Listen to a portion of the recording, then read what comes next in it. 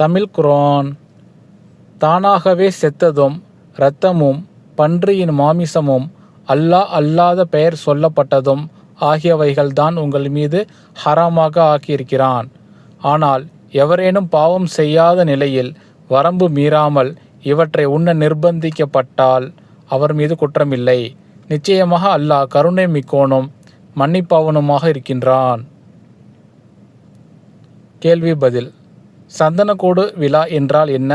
இஸ்லாத்தில் இது போன்ற விழாக்கள் உள்ளதா? இதில் நாம் பங்கேற்கலாமா? சந்தனக்கூடு விழா என்பது தர்காவில் உள்ள சமாதி அல்லது கல்லறைக்கு சந்தனம் பூசும் நிகழ்ச்சி. இதை ஒரு திருவிழாவாக நடத்துகிறார்கள்.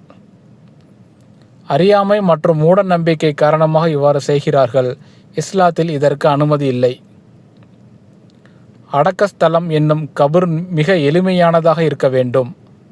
ஒரு கைப்பிடிக்கு மேல் கபரை தரையிலிருந்து மேலே உயர்த்த வேண்டாம்.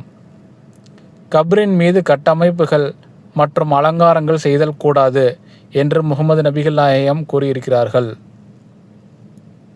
தமிழர்கள் இஸ்லாத்தை ஏற்றுக்கொண்டாலும் முன்னோர்கள் மாற்று மதத்தில் இருக்கும்போது கடைபிடித்து வந்த இது போன்ற திருவிழாக்கள் மற்றும் சடங்குகளை பின்பற்றாமல் இருக்க முடியவில்லை.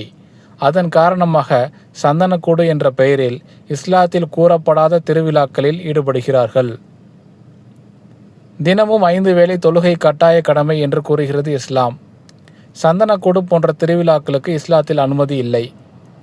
தொழுகைக்காக பள்ளிவாசல் செல்ல வேண்டுமா அல்லது சந்தனக்கூடு திருவிழாவிற்கு செல்ல வேண்டுமா என்பதை நீங்கள் தான் முடிவு செய்ய வேண்டும்.